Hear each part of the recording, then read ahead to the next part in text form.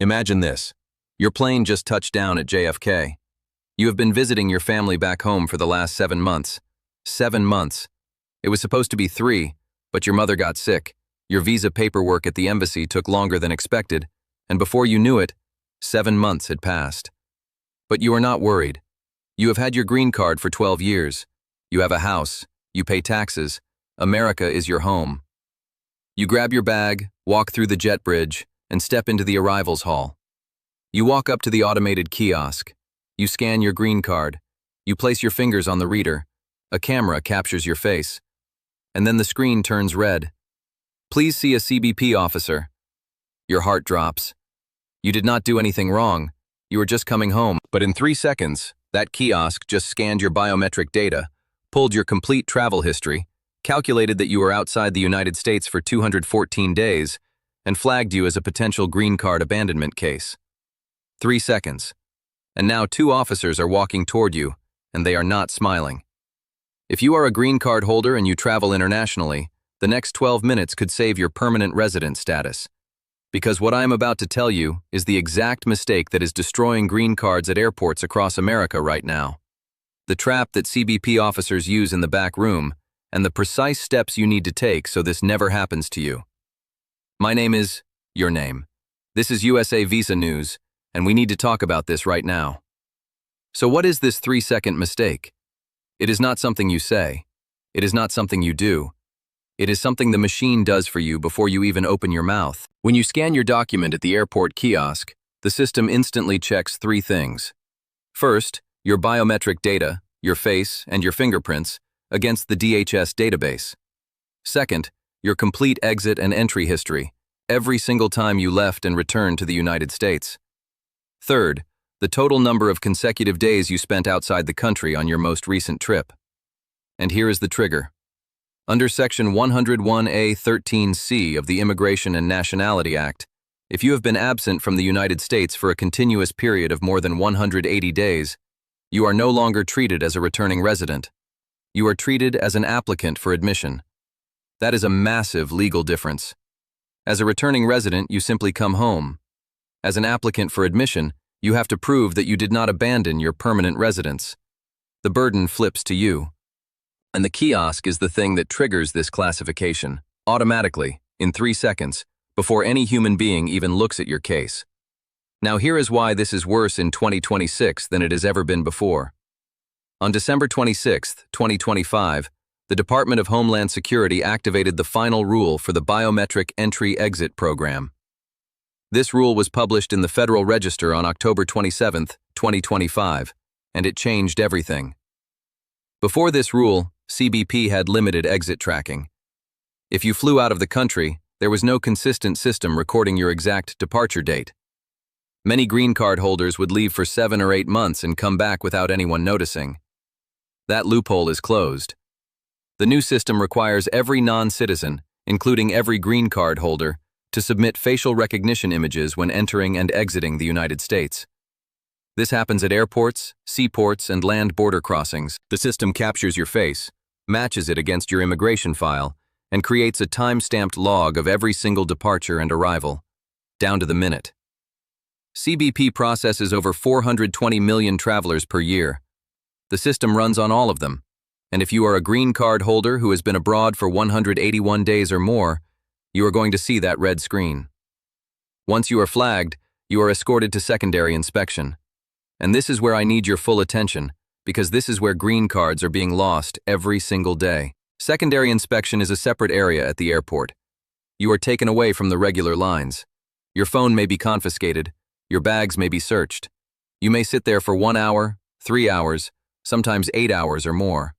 And then an officer sits down across from you and starts asking questions. They are trained to look for 6 specific red flags. Red flag number 1 is the one you already triggered: extended absence, more than 180 days outside the U.S. Red flag number 2 is no U.S. employment. The officer will ask where you work.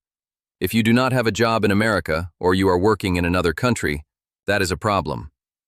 Red flag number 3 is no U.S. tax returns.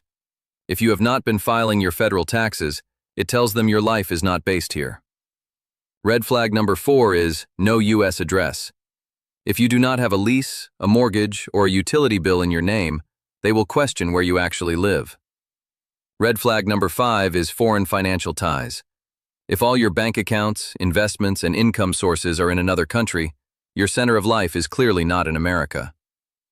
Red flag number 6 is a pattern of short visits. If they see that you come to the US for 2 weeks, leave for 5 months, come back for 10 days, leave for 6 months, that pattern tells them you are using your green card as a travel document, not a residence card. If the officer finds 3 or more of these red flags, you are in serious trouble.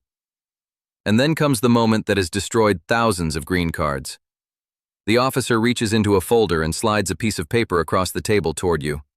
He says something like, "Look, it seems like you have been living abroad.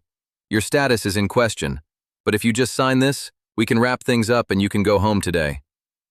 That paper is Form I-407, Record of Abandonment of Lawful Permanent Resident Status. If you sign it, you are voluntarily surrendering your green card. You are giving up your permanent resident status, permanently. This is nearly impossible to reverse. You will have to leave the country and start the entire immigration process from scratch, which could take years or may never happen at all. And here is the critical fact that most people do not know. CBP officers cannot cancel your green card. They do not have that power. Only an immigration judge can formally revoke your status after a hearing where you have the right to present evidence and have an attorney. CBP can question you. They can detain you. They can refer you to removal proceedings. But they cannot take your green card unless you voluntarily sign that form. So do not sign it, no matter what they say, no matter how long they keep you waiting, no matter how tired, scared, or confused you are. Do not sign Form I-407 without speaking to an immigration attorney first. There is another danger in that back room that most travelers do not think about until it is too late. Your phone. In fiscal year 2025, CBP searched the electronic devices of 55,318 travelers. That is up 17% from the previous year. Under CBP Directive 3340-049B, updated in January 2026, officers can manually scroll through your photos, messages, WhatsApp conversations, social media, and emails without any suspicion at all. They call this a basic search, and they can do it to anyone. What are they looking for on a green card holder's phone? Evidence that contradicts your story. If you told the officer you live in New York but your photos show you have been living in Karachi for 8 months, that is evidence of abandonment. If your WhatsApp messages discuss working for cash in another country, that is a red flag. If your social media shows a life clearly based abroad, they will use it against you. But here is the rule they do not tell you. CBP can only search data physically stored on your device. They cannot remotely access your iCloud, Google Drive, or Dropbox. If you backed up your photos to the cloud and deleted them from your phone, they cannot see them. That is not hiding evidence. That is exercising your right to privacy.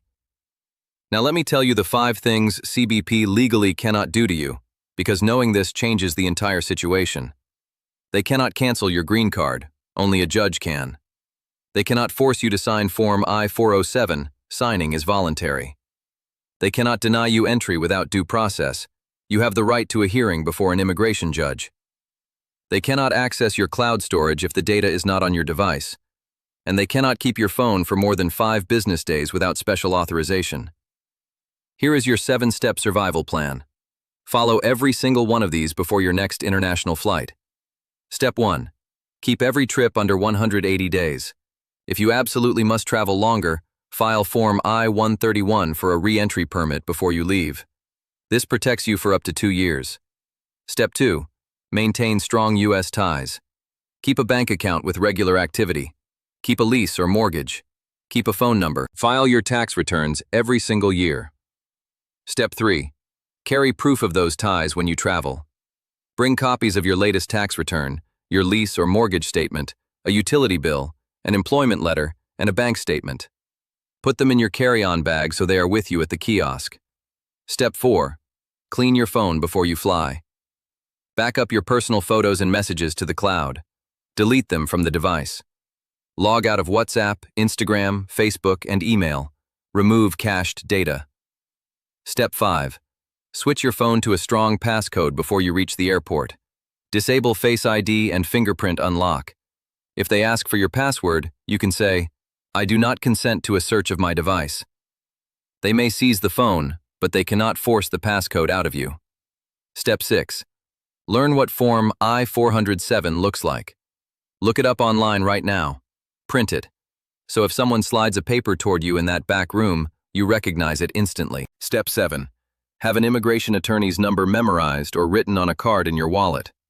The first words out of your mouth in secondary inspection should be, "I would like to contact my attorney before answering any questions or signing any documents." And if you remember absolutely nothing else from this video, remember this one sentence. "I do not wish to abandon my permanent resident status, and I request to see an immigration judge before any determination is made about my residency." Say it calmly. Say it clearly. Say it as many times as you need to. This sentence tells the officer 3 things. You know your rights. You are not giving up your status. And you are demanding the due process that the law guarantees you. CBP officers process thousands of travelers who do not know their rights. When someone states their rights clearly and calmly, the entire dynamic in that room changes. The biometric system is live. It is running at every major airport in America right now. Every exit is being tracked. Every absence is being calculated. And if you walk up to that kiosk with more than 180 days abroad and no proof of U.S. ties, that 3-second scan will change your life forever. Do not let that be you. Follow the plan. Clean your phone. Carry your documents. And never, ever sign Form I-407 without a lawyer. If this video could save someone's green card, share it right now. Subscribe to this channel so you never miss an update. And drop a comment telling me, when is your next international flight? This is USA Visa News. Stay informed, stay protected. I will see you in the next one.